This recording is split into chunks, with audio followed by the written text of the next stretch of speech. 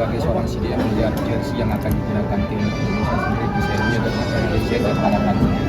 Ya, pertama ya, bersyukur karena pas CDM saya dapat ini kesempatan bekerjasama dengan desainer internasional asal Indonesia tadi Mas Didit, dan desainnya juga keren, membuat kita kepala tegak ketika mesti istilahnya adu defile atau bersaing dengan kontingen-kontingen yang lain. Apalagi Mas Didit ini juga mempunyai suatu pengalaman membuat desain yang artistik tapi juga tradisionalis dan nasionalis yang bisa dilihat, dan saya yakin ini akan diminati banyak orang dan membuat para atletnya menjadi semakin percaya diri dan semangat untuk memenangkan pertandingan-pertandingan di depan. Berapa desain sih Pak yang dibuat kontingen sendiri dari Pak Didit yang Kita ketahui ada 12 cabang olahraga untuk 29 atlet, jadi setiap cabang olahraga kecuali 1-2 itu mempunyai desainnya sendiri dan tentu mempunyai kit atau tadi ya istilah training yang dipakai untuk bersamaan, terutama pada saat-saat yang ya satu kontingen bersama-sama seperti pelepasan atlet dan lain-lain. Dan saya juga ingin menyampaikan bahwa ini kerjasama yang luar biasa dengan tentunya Mas Didit, tapi juga dengan NOC yang mencarikan jalan bagaimana kita bisa memuluskan desain-desain ini dan juga memastikan bahwa kualitas daripada produk-produknya ini bisa nanti siapa tahu diperjualbelikan dan bisa membantu foundation yang telah dibuat tadi oleh Mas Didit. Baik, tadi kan sudah disebut 29 atlet dari 12 cabang. Apakah ini sudah fix, sudah finish begitu, ataukah masih ada peluang untuk tambahan lagi dari cabang-cabang lain begitu? Jadi sudah final 29 atlet dari 12 cabang olahraga. Artinya dari sisi jumlah atlet ini bertambah gitu. Bahkan sebetulnya kemarin hitungan kita sebetulnya 26. Tapi terakhir ulangi maksud saya 27, terakhir tambahan dari renang itu jadi 29. Nah, ini mudah-mudahan apa yang kita cita-citakan itu bisa terjadi di Olimpiade Paris 2024. Tapi saya mau mengulas sedikit, nama Didit ini pertama kali memang yang mengusulkan dari CDM, dari sahabat saya ini Anin. Dia bilang, bro kenapa nggak minta tolong sama Didit aja. Saya sendiri waktu itu pikir mau nggak gitu, karena tanggung jawabnya nggak gampang gitu. Untuk menjadi desainer tim itu konsekuensi sangat tinggi karena rentan untuk disalahin. Tapi dengan komunikasi yang sangat baik dijelaskan sama Didit bahwa kalau kita delivery-nya bagus itu insya Allah masyarakat Indonesia bisa pasti mendukung. Jadi kami sekali lagi mau berterima kasih kepada para netizen yang memberikan support yang luar biasa. Itu menunjukkan bahwa kita bangsa yang besar dan kita lihat negara-negara lain sudah banyak contohnya. Nah, Indonesia nggak kalah dengan negara lain. Kalau ada yang punya merek seperti Kavolan, Miyake, terus Lululemon gitu. Kalau kita didesain oleh perancang yang pernah merancang BMW dan juga klub Como asli Indonesia yaitu Didit. Launching jersey berarti final juga untuk target yang akan disiapkan untuk Olimpiade sudah ada. Ya, nanti kalau target itu memang harus duduk sama-sama semuanya supaya satu bahasa.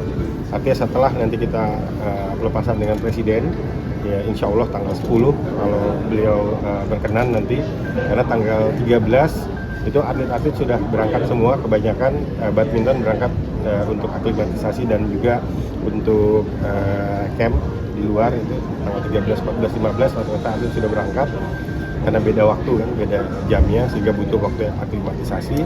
Nah, setelah itu bersama dengan semua stakeholder kita akan mengumumkan target final dari perolehan medali Olimpiade Paris 2024. Nah, mudah-mudahan ini bisa terrealisasi karena cita-citanya itu banyak sekali kejutan di Olimpiade Paris 2024, kejutan positif yang akan memberikan warna baru terhadap prestasi olahraga Indonesia di kancah dunia. Nggak ada, maksudnya pengen tahu aja anggaran untuk tadi kan untuk masalah mensponsori itu disuruhkan sama Mas Didit, itu berapa sih kalau boleh tahu? Wah, itu tentunya rahasia perusahaan, apalagi donasi. Tapi yang penting kita tahu bahwa 29 atlet ini dan kita semua ini sangat bersyukur lah bisa diberikan suatu kontribusi yang luar biasa dan ya cukup mengharumkan ya. Ya, kalau saya kasih kisi-kisinya aja ya. jumlahnya sih itu nggak pas kalau kita bicarakan, tapi nggak sedikit, udah pasti nggak sedikit. Dari aktivasi, terus pameran foto, termasuk pembuatan fotonya, termasuk melibatkan itu selebriti yang menjadi model, terus lagi aktivasi. Setelah ini masih ada beberapa kegiatan-kegiatan, semuanya itu dibiayai oleh Didit Hadi Prasetyo Foundation. Gitu. Jadi tidak dibiayai oleh sumber pembiayaan dari NOC maupun dari pemerintah, tapi semuanya full di cover oleh foundationnya Didit. Nah, itu untuk semua pihak yang lain itu jangan ragu-ragu untuk memberikan dukungan terbaik untuk para atlet kebanggaan Indonesia melalui Komite Olimpiade Indonesia menuju Olimpiade Paris 2024. Selain jersey, apakah nanti di Devila juga bekerja sama untuk pakaian kostumnya saat di Devila? Nah, itu akan menjadi kejutan yang berikutnya dari Didit. Oh, berarti kerjasamanya masih gitu, Pak? Oh iya, pasti. Iya. Bang, ini brandnya berarti masih desainnya Didit, tapi brandnya Li-Ning ya? Ya, kalau brand memang kan kita terikat dengan kontrak. Jadi kita masih ada kontrak sama Li-Ning sampai bulan November. Dan Li-Ning juga setuju untuk pakaian mereka yang produksi dengan merek Li-Ning, tetapi desainnya fully dari Indonesia, dari Didit. Bang Okto, misalnya desain sudah final juga 29 atlet, lalu untuk persiapan di sana gitu, terutama kan nanti kita akan menghadapi musim panas begitu ya di Paris, apakah ada yang dipersiapkan khusus gitu terkait hal itu untuk nanti kenyamanan atlet juga kan ini? Nah, saya jawab dulu, kalau itu saya berterima kasih sama CDM, karena CDM yang paling sering bolak-balik ke Eropa sama ke Paris, bahkan kemarin ini baru pulang lagi ke final mungkin ya. Kita juga kemarin mengirimkan tim. Jadi memang CDM dan tim ini nggak sembarangan, kerjanya sangat teliti mempersiapkan semua potensi-potensi. Apalagi kita tahu ini Juli Agustus lagi panas-panasnya. Dan tantangannya kita di sana juga katanya nggak pakai AC gitu ya. Nah, tim CDM itu antisipasi semua potensi yang akan mengganggu kesiapan atlet. Pak, ini kan jersey teamwear ini kan dapat banyak apresiasi. Sorry, tadi belum dijawab. Dari Fitsi. Tadi ya, kalau saya lihat nomor satu dia kayak ada orang bicara kan. Kalau teori bersaing itu pertama kenalilah diri sendiri kan. Kita sudah cukup mengenali 29 atlet ini, dan saya terus diingatkan bahwa CDM itu bukan ngajarin cara untuk badminton atau panjat tebing lebih cepat, tapi bagaimana secara psikologis, secara mental bisa memberikan suatu semangat kepada mereka. Jadi itu yang pertama kali kita tekankan. Lalu juga kenali ya lawannya lah. Dalam hal ini kita benar-benar ingin mengetahui kira-kira bukan hanya saingan, tapi juga lokasi untuk bertanding. Nah, di situ kita lihat bahwa di Paris ini kita melihat dari minggu lalu dan juga 2 bulan yang lalu sangat berubah total. Ya. Tapi bukan berarti yang tidak mempersiapkan supply chain-nya itu bisa bersaing dengan baik. Sehingga kayak tadi mengenai AC, kita mesti memikirkan plan B-nya seperti apa. Walaupun memang upaya mereka untuk ini ya perubahan iklim. Tapi kita pengen memberikan yang terbaik kepada tim Indonesia ini, juga termasuk dengan para pelatihnya, mesurnya, atau yang fisioterapisnya, dokternya, dan juga tentunya segala macam ekosistemnya itu mesti kita pilihkan baik-baik. Dan terakhir tentu ya kita juga mesti siap dengan segala macam kemungkinan di sana.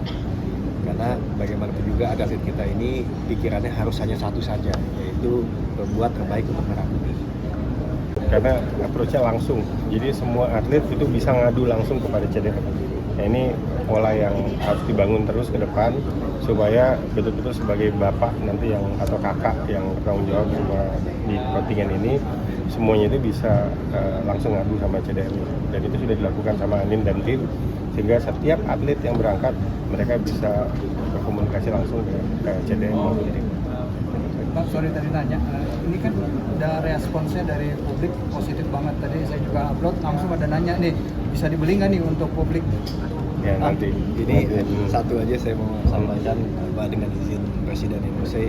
Memang benar, suatu saat tentunya nanti ditentukan bagaimana rencana untuk memberikan kesempatan publik untuk memilikinya. Tapi juga tentunya kita mesti hormati hak ciptanya. Karena bagaimanapun juga kita ini hidup dan disponsorin kontribusi, nah kita protek hak ciptanya supaya ya ini semua bisa menjadi barang yang baik, tapi juga dihormatilah intellectual property. Jadi akan diproduksi massal. Karena jersey Como itu habis di mana-mana loh. Oh gitu ya? Oh, mungkin bisa kejadian yang sama kan? Kalau jersey Komonya aja habis, apalagi jersey Indonesia lah gitu kira-kira kan gitu. Terima kasih sudah menonton. Silakan subscribe, like, dan jangan lupa komen di bawah ya Bola Spotter.